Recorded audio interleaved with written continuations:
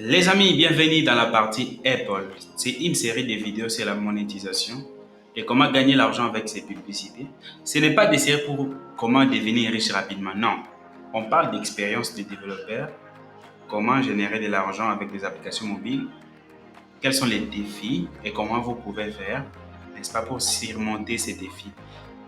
Surtout pour quelqu'un qui vit dans des pays en Afrique où tout est difficile. Ok? Alors, dans la vidéo précédente, nous avons parlé de la partie Google, combien Google me paye, quels sont les défis que j'ai avec Google, la validation d'identité, la validation de l'adresse, la réception de la lettre par la poste et tout ça, tout ça. Nous avons vu comment nous avons fait. Maintenant, je voulais partager l'expérience que j'ai avec Apple. Et vous allez voir qu'avec Apple, c'était un peu différent. J'ai une expérience que je dirais un peu plus aisée comparée à Google. Parce que déjà, Apple ne m'a pas demandé d'envoyer mon identité. Je n'ai pas vu un endroit où je devrais confirmer mon identité. Non. Même la carte que j'ai utilisée pour acheter les comptes Apple, parce que les comptes Apple, c'est 99 dollars. Alors, qu'est-ce que j'avais fait d'ailleurs? J'avais attendu avec les revenus de Google. C'est les revenus des applications générées par Google. Comme je vous avais montré dans la vidéo précédente, c'est avec ces revenus que j'ai dit acheter un compte Apple. Vous voyez? Parce que Apple, c'est chaque année. Je ne pouvais pas prendre mon argent et puis acheter. Je me disais que je devais avoir une source de revenus. Alors, j'avais voulu que ces revenus soient des revenus passifs pour que les comptes Apple continuent à se payer automatiquement. Vous voyez? Je voulais que ce soit l'argent généré par des applications qui payent mon compte Apple. Je ne voulais pas prendre mon argent personnel pour payer le compte Apple. Parce que c'est chaque année. Et j'ai été surpris en fait par les résultats que j'ai eu avec Apple. Et c'était rapide. Alors déjà, je vais aller sur le compte Apple. Je me suis connecté sur appstoreconnect.apple.com. Et ça, vous pouvez avoir la liste de vos applications, l'analyse, le paiement. Alors, avec Apple, déjà, les problèmes que j'ai, les tout premiers problèmes, c'était la création des comptes. J'avais l'argent dans ma carte, j'ai commandé les comptes, et Apple ne coupait pas l'argent dans mon compte. Je me dis, oh, mais c'est quoi ça?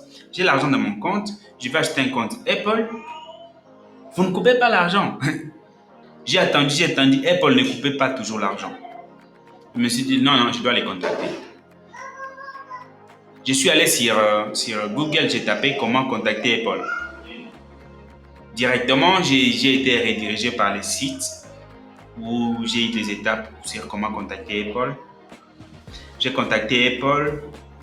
J'ai dit, oh bon, voilà, j'ai commandé mon compte. Voilà mon numéro de commandement, transaction ID. Voilà, vous n'avez pas encore coupé. Après, une dame m'a contacté de chez Apple, m'a dit, non, je suis là, je veux vous aider. On n'a pas coupé l'argent parce que vous n'avez pas envoyé votre nom complet, tout ça. J'ai envoyé mon nom complet. J'ai envoyé toutes les informations qu'il m'avait demandé par mail. Après 1 ou 2 jours comme ça, directement, Apple a coupé l'argent et puis j'avais mon compte. Enfin. Ça fait plaisir quand vous avez un compte Apple. Je vous dis, c'est différent.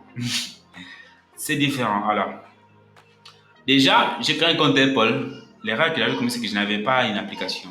Parce qu'Apple, c'est écoutez, quand vous créez un compte Apple et que vous n'avez pas publié une application, c'est bizarre parce que vous devez commencer à payer pour un compte où vous n'avez même pas une application. J'ai rapidement créé une application parce que j'avais une idée, je suivais le... Je vais d'ailleurs vous montrer l'application. Je vais vous montrer l'application rapidement.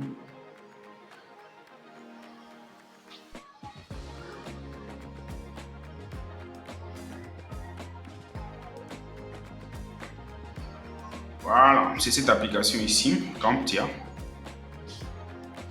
Je suivais une formation où j'apprenais les réseaux, la cybersécurité et tout ça. Il y avait des acronymes qu'il fallait maîtriser. HTTP, ça veut dire quoi? RAM, ça veut dire quoi? DOS, DOS, ça veut dire quoi? Il fallait retenir ça pour passer l'examen. CompTIA, les certificats CompTIA. Peut-être que d'autres personnes connaissent ici. Et je me suis dit, mais j'ai besoin de connaître, de maîtriser ces acronymes. J'ai commencé d'abord par créer une vidéo. J'ai commencé par créer l'audio pour commencer à écouter en boucle.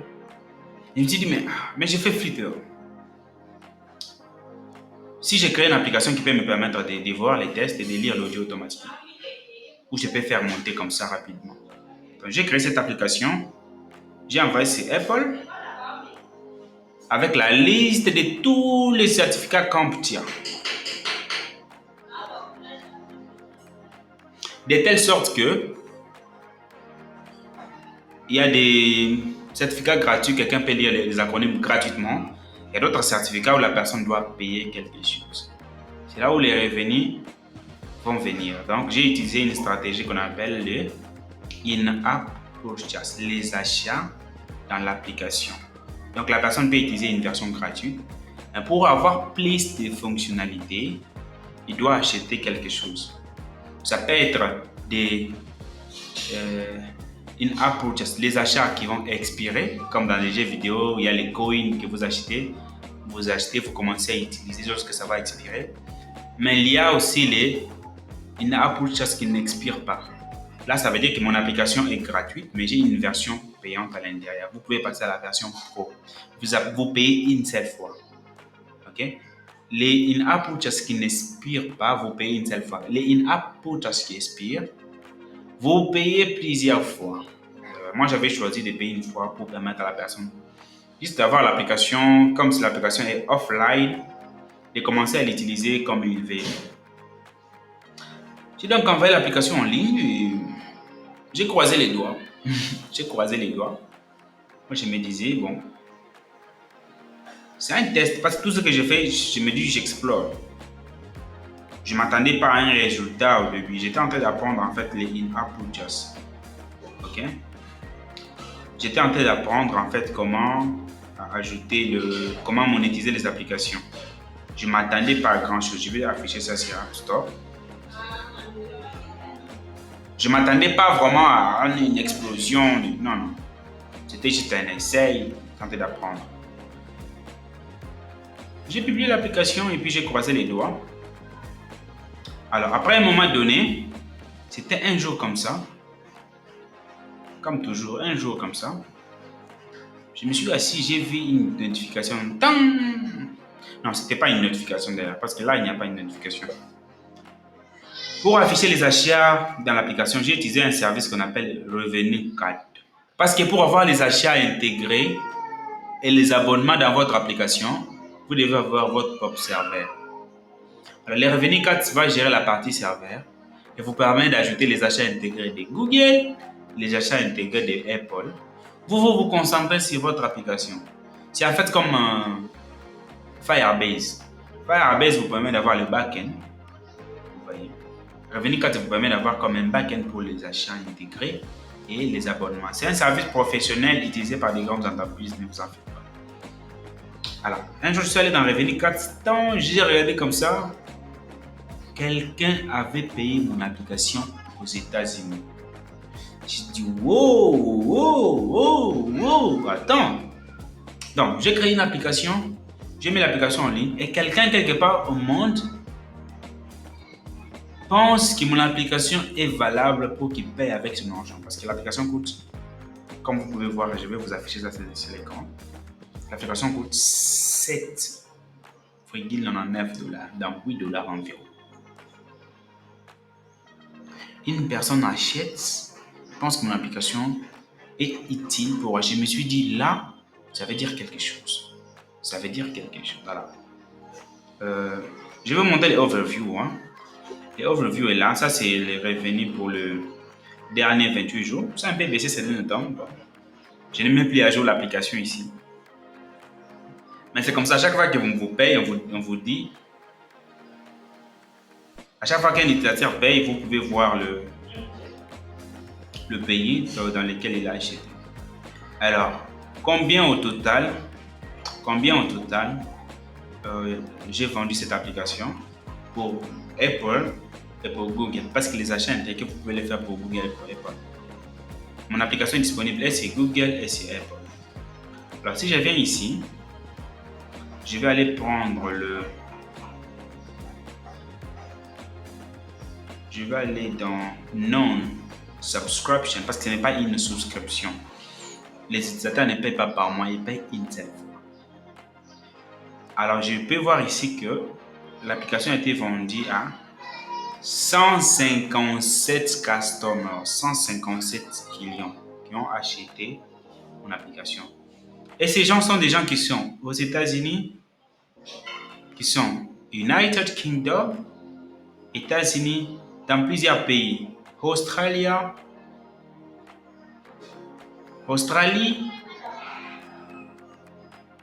Hollande, Allemagne.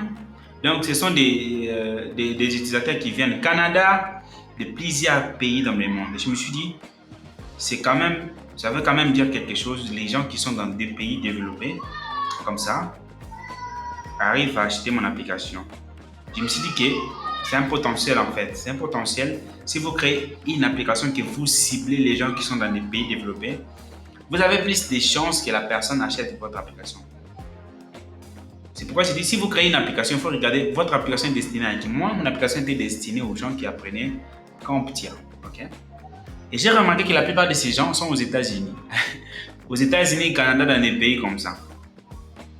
Si vous créez une application pour les utilisateurs qui sont en Afrique, même si les gens aiment votre application, même si la personne veut acheter, elle a la volonté d'acheter, le problème c'est que le paiement électronique, le paiement bancaire avec Visa n'est pas développé en Afrique.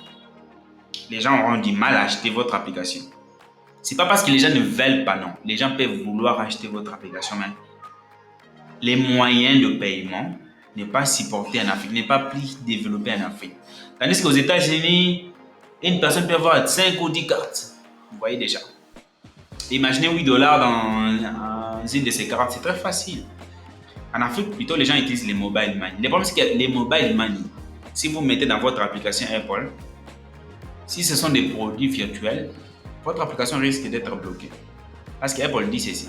Pour des produits virtuels, okay, comme les achats intégrés, des choses comme ça, les abonnements, il faut utiliser les services Apple Pay. Donc, paiement avec Apple. Comme quand vous faites revenir carte directement, il a intégré tout ça derrière. Okay? D'ailleurs, c'est avec Twitter que je fais ça.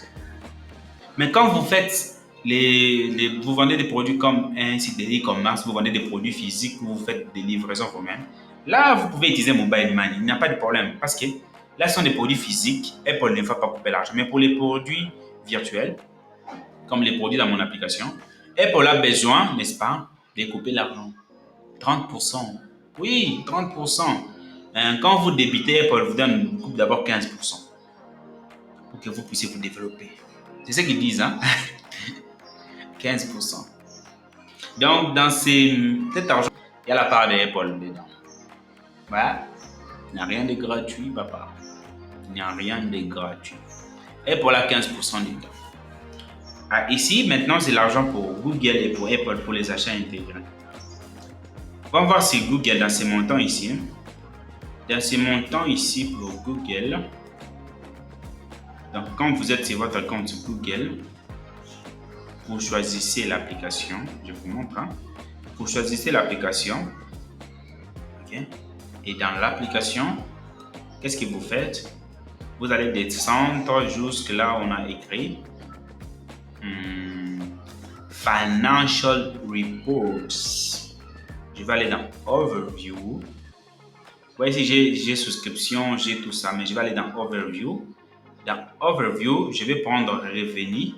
Je peux déjà voir ici que le total, c'est $311. Je vais aller dans View Revenue Details pour voir les détails de ces revenus. Je vais descendre ici. Je vais prendre maintenant... Qu'est-ce que je dois faire ici? Je dois prendre la période, je vais dire All Time. All Time. Et je peux voir ici que le total, c'est $311. Je vais vraiment voir des détails maintenant pour voir c'est quel pays.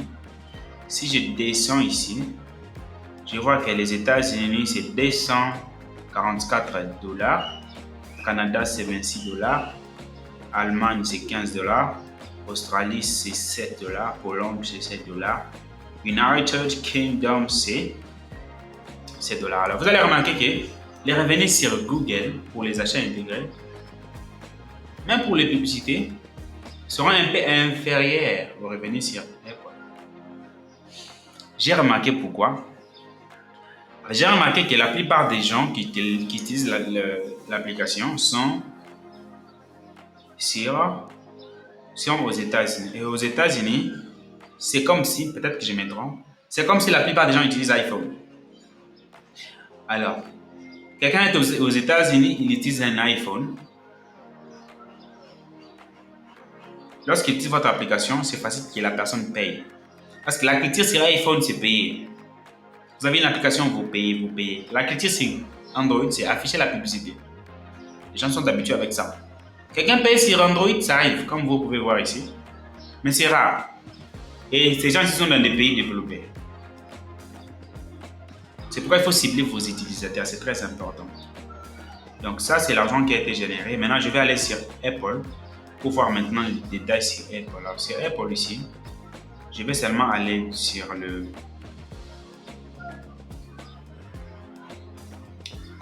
tendance.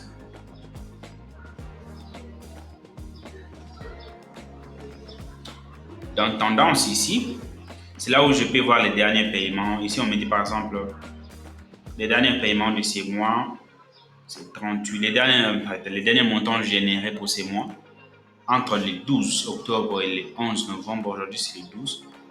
Donc, les derniers 30 jours, c'est ces montants ici. Donc, le nombre de personnes qui ont acheté, c'est combien? 4 personnes ont acheté pendant ces mois. Ok, mais moi, ce que je veux, c'est voir le total des ventes. Je vais aller dans ventes. Ça, c'est les ventes pour les 7 derniers jours, cette semaine. J'ai fait des ventes, mais je vais prendre toute la période pour que je puisse savoir combien. Donc, je vais dire depuis le début. Et là, je peux voir que depuis le début sur Apple, j'ai fait les ventes de 954 $ avec une seule application. Une seule application. C'est une application que je ne mets plus à jour. Ça fait presque beaucoup de mois que je ne fais pas mise à jour. Parce que je n'ai pas le temps, je fais autre chose. Maintenant, je me concentre sur YouTube pour vous. Vous voyez? Ça me prend tout le temps. Alors, ça c'est les ventes. Mais dans ces ventes ici, combien moi j'ai fait comme bénéfice? Parce que Apple aussi doit avoir sa part là-dedans. Hein? Apple doit manger dedans. Yeah. Je rentre dans le bénéfice. Excuse-moi. Oh. C'est à cause de ces bénéfices que ça fait ça. Ça c'est les bénéfices que j'ai dans 800 $. Ce n'est pas beaucoup d'argent, ce n'est pas l'argent qui va changer ta vie, mais ça te donne une idée. Ça c'est pour une application. Ça te donne une idée de comment en fait. Parce que si on regarde bien, les comptes Apple c'est 100 $. Ça veut dire que ce montant ici, j'ai déjà payé 8 ans d'Apple. Donc ça vaut la peine de payer chaque année 100 $ pour son compte Apple. Ça vaut la peine. Parce que si Apple, vous pouvez générer plus d'argent. Comparé à Google ici, c'est 300. Le bénéfice, c'est dans les 200 $. Donc je peux dire que le bénéfice total, c'est dans les 1000 $ pour une application.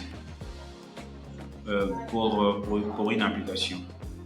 Alors maintenant que vous avez vu les bénéfices, je voulais vous montrer maintenant les défis. Quels sont les défis que j'ai rencontrés avec Apple?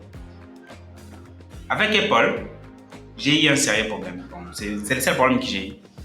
L'argent entre dans mon compte, sauf que moi je vis dans un pays où Apple m'a clairement dit que ils ne peuvent pas envoyer l'argent dans mon pays.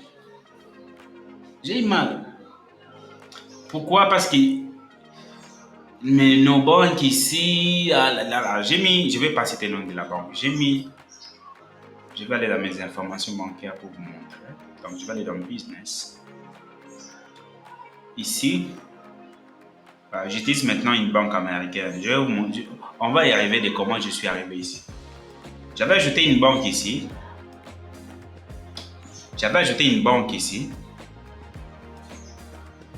OK? Pour mon pays.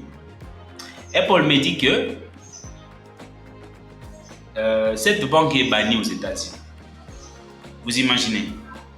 La banque est célèbre ici chez nous, mais la banque est bannie aux États-Unis parce que si vous indiquez nom du compte, vous sélectionnez la devise, vous mettez les codes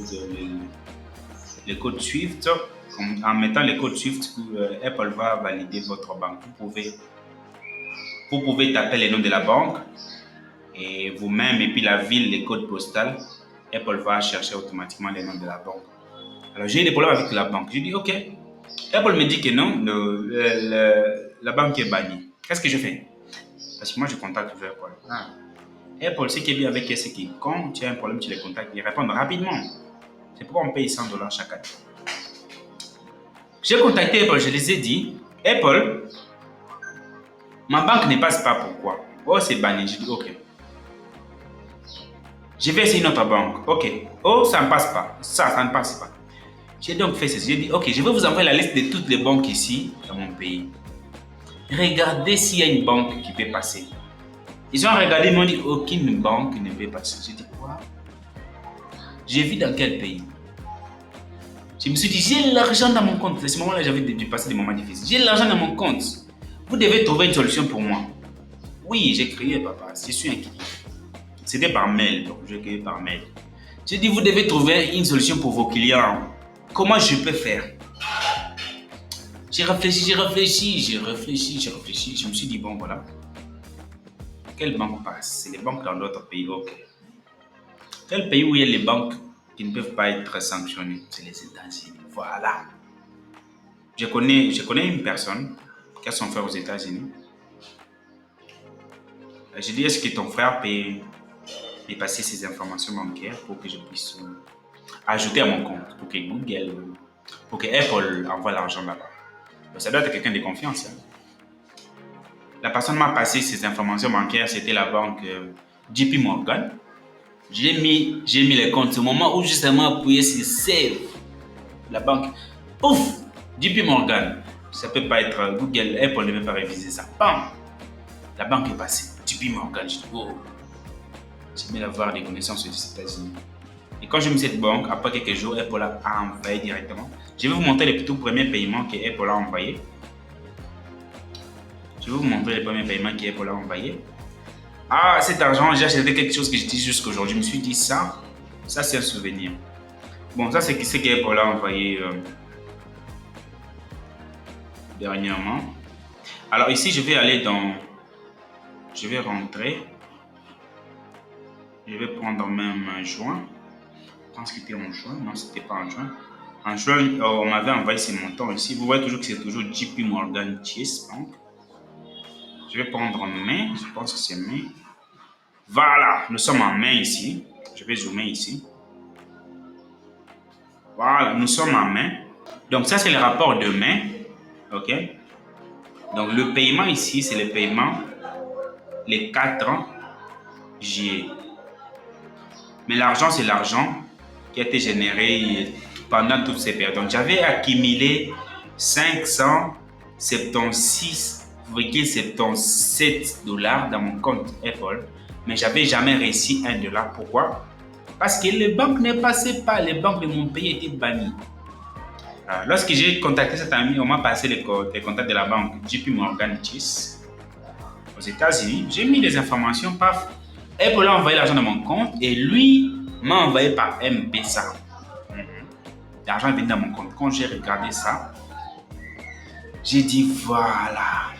Là, ça veut dire quelque chose. Donc, j'étais tellement content ce jour-là.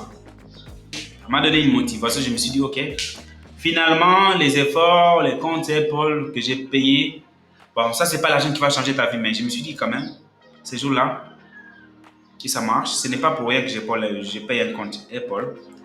Que si j'arrivais à créer une bonne application un jour, ça peut marcher. Donc, ça, c'est mon parcours que j'ai eu. Et si je continue avec d'autres mois, vous allez voir que Apple a continué à me payer, jusqu'à ce que ça totalise les bénéfices que vous avez vus là-bas. Donc, ça c'est mon expérience avec Apple. Ce que j'aimerais que vous fassiez, c'est de mettre aussi votre expérience dans les commentaires. Comme ça, on va comprendre. Est-ce que vous avez déjà un compte sur Apple? Vous avez un compte sur Google? Quelles sont vos craintes? Qu'est-ce que vous pensez? Quelles sont votre expérience? Est-ce que vous avez déjà essayé de publier une application?